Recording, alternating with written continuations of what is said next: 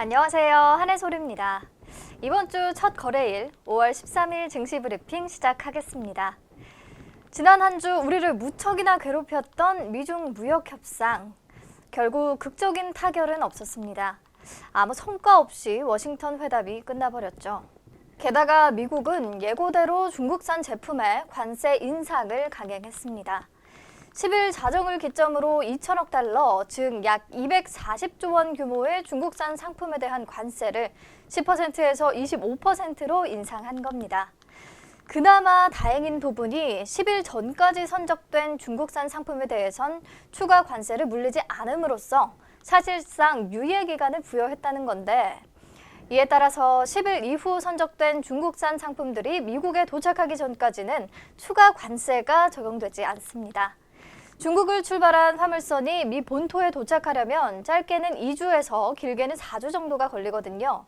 이 기간 동안 중국 입장에서는 미국과 추가 협상을 벌일 수 있는 시간을 번 셈이죠. 시장은 이 유예 기간 동안 무역 협상이 타결되지 않을까 하는 기대를 하는 모습인데, 왜냐면 우선 10일 협상이 끝난 직후 트럼프 대통령이 한 말을 좀 보자면요. 이틀간 미국과 중국이 양국 무역 관계에 대해 솔직하고 건설적인 대화를 나눴다. 시진핑 중국 국가주석과 나의 관계는 매우 탄탄하게 남아있으며 미래를 향한 대화는 계속될 것이다. 미국은 중국에 관세를 부과했으며 관세는 앞으로 협상에서 어떤 일이 일어나느냐에 따라 철폐될 수도 있고 안 될 수도 있다라고 했거든요. 여전히 협상에 대한 의지가 있다는 걸 보여주는 대목이라고 할 수 있겠고요. 트럼프가 증시 폭락을 가만히 보고만 있지는 않을 것이라는 게 전문가들의 의견입니다. 그래서 일말의 기대감은 이어갈 수 있는 상황인 거죠. 실제 뉴욕 증시도 지난 10일 협상 타결에 베팅하면서 오랜만에 상승 마감했습니다. 그리고 레리 커들로 위원장에 의하면 중국이 라이트하이저 무역대표부 대표와 문우신 재무장관을 베이징으로 초청했다고 하거든요. 조만간 베이징에서 후속 협상이 이뤄질 것으로 보이고요. 트럼프와 시진핑이 6월 말 오사카에서 열리는 G20 회의 때 만날 가능성이 상당히 높다는 말도 했거든요. 만약 베이징에서 최종 합의안이 나오면 이 G20 회의 때 서명식이 열릴 수 있을 거라는 낙관론도 나오고 있습니다. 물론 당장은 어렵고 시간이 더 걸릴 것이다. 혹은 중국이 보복에 나서며 제2차 미중 무역 전쟁이 발발할 수도 있다라는 비관론도 존재하지만요. 네, 이놈의 미중 무역 협상 때문에 지난주 코스피 지수가 4.02%나 떨어졌습니다. 10일에는 양국이 성과 없이 협상을 종료했다는 소식이 전해지면서 한때 2100선이 무너지기도 했죠. 코스닥 지수도 한 주간 5%대 낙폭을 보이면서 720선까지 낮아졌습니다. 시장의 우려대로 미국이 관세 인상을 실시하면서 한국 증시 불안은 당분간 지속될 전망입니다. 관세 부담으로 중국 교역량이 감소할 경우에 한국은 중국 중간재 수출 비중이 상당히 높기 때문에 타격이 불가피하기 때문입니다. 다만 앞에서 말한 것처럼 협상이 완전 무산되지 않았기 때문에 관세 유예 기간 동안 긍정적인 소식이 들려올 수 있기를 모두 한마음으로 기다려보죠. 이번 주 주요 일정은 이렇게 그림으로 간단히 체크해 보시고요. 역시나 오늘 국내 증시 코스피 지수는 다시금 2100선이 깨졌고 코스닥 지수 720선을 깨고 내려온 아주 우울한 상황인데요. 그렇다면 오늘은 또 어떤 시장 이슈와 특징주들을 기다리고 있을까요? 키워드로 살펴봅시다. 오늘 첫 번째 키워드는 비트코인입니다. 암호화폐 시장이 다시금 들썩거리고 있습니다. 대장주인 비트코인이 올해 들어 급등세를 보이고 있다는 소식인데요. 올해 2월 초만 해도 370만 원 선으로 주저앉았던 비트코인이 최근 800만 원을 돌파하면서 시세가 4개월도 안 돼 2배 이상으로 뛰었습니다. 이더리움이나 리플 등 다른 암호화폐들도 일제히 상승 곡선을 그리고 있습니다. 미중 무역 분쟁으로 세계 증시의 변동성은 심해졌지만 그간 급격한 가치 하락으로 불안 양상을 보이던 암호화폐 시장에는 오히려 불이 붙은 양상인데요. 전문가들의 의견을 좀 들어보니 지금까지는 비트코인 가격이 급상승해도 다른 코인들의 가격이 동반해서 움직이지는 않았는데 이번에는 다른 코인 가격도 함께 오르고 있어서 대세 상승장에 들어선 것으로 보인다는 분석이 많더라고요. 하지만 다른 투자 수단보다 변동성이 크다는 것, 여러분들이 아마 더 잘 아실 거라고 생각합니다.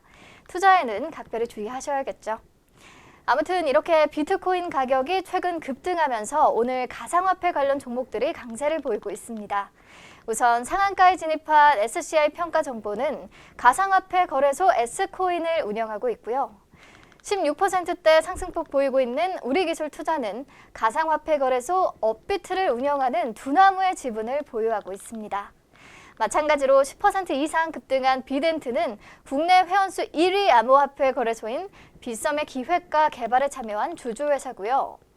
SBI 인베스트먼트는 모 회사가 일본에서 가상화폐 거래소와 펀드를 운영하고 있고요.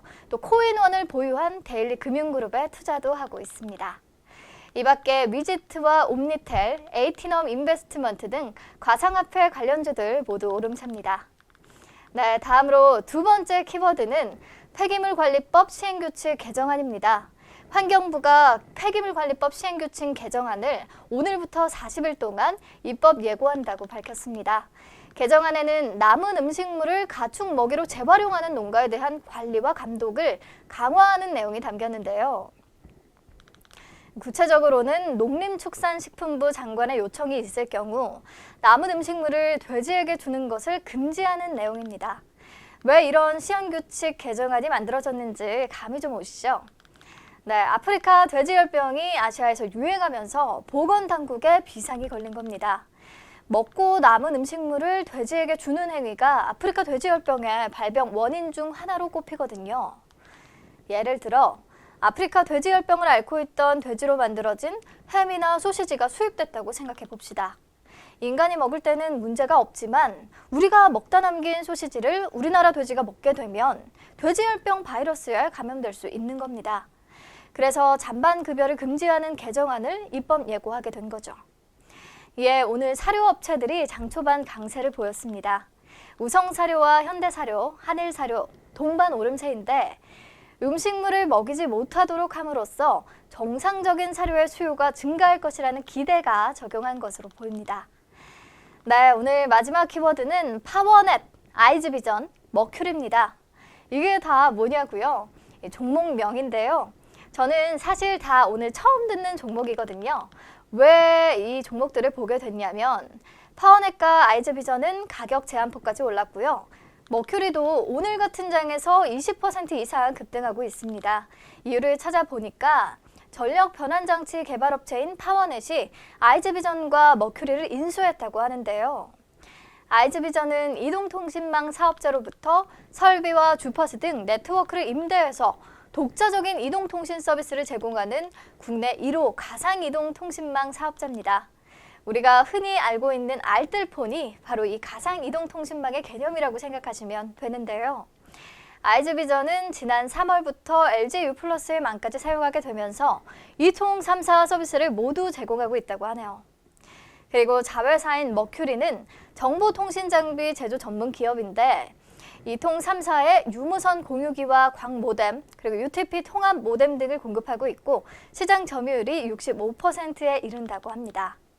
파워넷의 이번 인수로 유무선 전력전자 산업의 핵심 하드웨어 기술을 보유한 파워넷과 탄탄한 통신산업 네트워크 및 유통망을 구성한 아이즈비전, 그리고 국내 유무선 정보통신 장비 유망 기업인 머큐리까지 이 셋이 결합되면서 4차 산업혁명 시대를 선도할 조합이라는 평가가 나오고 있습니다. 그래서 오늘 이렇게나 시장의 주목을 받고 있는 듯합니다. 네, 오늘 시장 브리핑 여기서 마무리할게요. 내일 다시 만나요.